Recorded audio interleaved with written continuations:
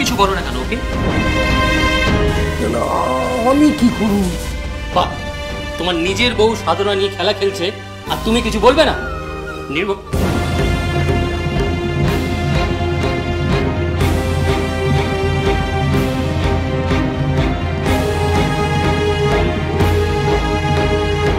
কি বলবে রে?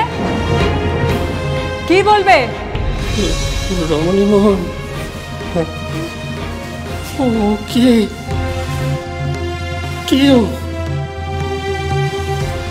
ও তো আমার ওই শান্ত সুশীলা নির্মলা নয়। কেউ যে এই পাশের ঘরে কথা বললে ও পাশের ঘরে শোনা যেত না। ও কিছুতেই আমার বোন নির্মলা নয়। না, কে তুমি? বলো, কে তুমি? কে তুমি? তুমি কে? আমি নির্মলার স্বামী ভোলানাথ। আমি জানতে চাই, কে তুমি? বলো, তুমি কে? মহাদেবী মহামায়া, মহাদেবী মহামায়া। রমণী আমার বোন নয়।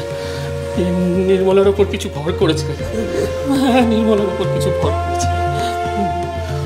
বালিকা বয়স এইরকম হতো, নিশ্চয়ই কিছু ভর করেছে। এই, তুমি সত্যিকারে বলো তো, কে তুমি? কে তুমি?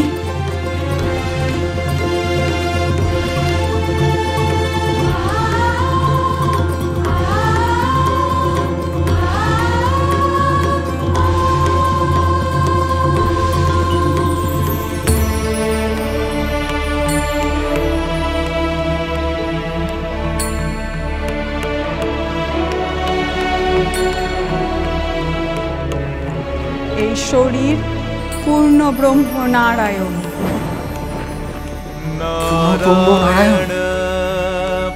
তুমি যদি পূর্ণ ব্রহ্ম নারায়ণ হও, তবে এমন অস্বাভাবিক নারী কণ্ঠে কথা বলছো কেন? তোমরা যে শরীরটাকে দেখছো, সে মানবী শরীর। সেই মতো মানবী আচরণ দেখছো, মানবী কণ্ঠ শুনছো। তা তুমি করগুনে এখানে বসে কি করছিলে? এই মানবী শরীর গায়ত্রী মন্ত্র জপ করছিল, সন্ধ্যা পুজো করছিল, গুরুদত্ত বীজ মন্ত্র জপ করছিল। কিন্তু তোমার তো দীক্ষা পায় নাই, গুরু পায় নাই, বীজ মন্ত্র পায় না কোথা থেকে?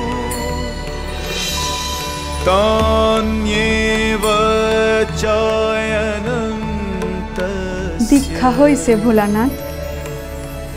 গত ঝুলন পূর্ণিমার রাতে এ শরীর দীক্ষা পাইছে। এই শরীরটা যে পঞ্চভূতে তৈরি, সেই ভূত পঞ্চ শুদ্ধ হোক, শুদ্ধ হোক এ শরীরের পঞ্চকোষ, শুদ্ধ হোক এ শরীরের প্রাণবায়ু, শুদ্ধ হোক এ শরীরের মন, বাক্য, পঞ্চ ইন্দ্রিয়, শুদ্ধ হোক এ শরীরের সমাজ। হে অগ্নিদেব, এই শরীরে তুমি জাগ্রত হও।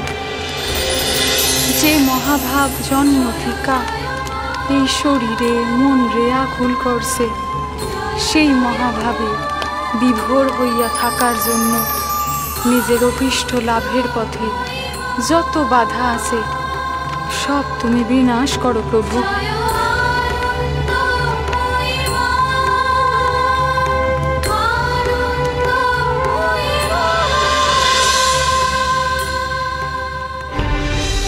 কি বলছে রমণী? হ্যাঁ, বলছে ঝুলন পূর্ণিমার রাতে দীক্ষা হয়ে গেছে। কে তোমার দীক্ষা দিছে? তোমার গুরু কে? এই শরীরই এই শরীরের গুরু। নির্মল